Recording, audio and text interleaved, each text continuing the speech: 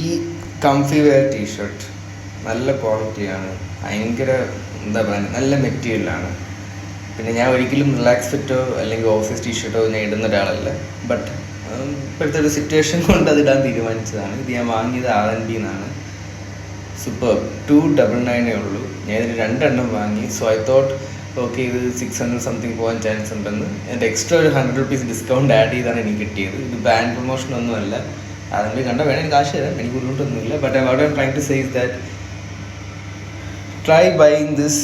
പ്രത്യേകിച്ച് ഈ ഒരു സമയത്ത് നമുക്ക് വളരെ കംഫർട്ടബിളാണ്. ഈ ചൂടത്തായാലും ഏത് ക്ലൈമറ്റിൽ ഇടാൻ പറ്റും.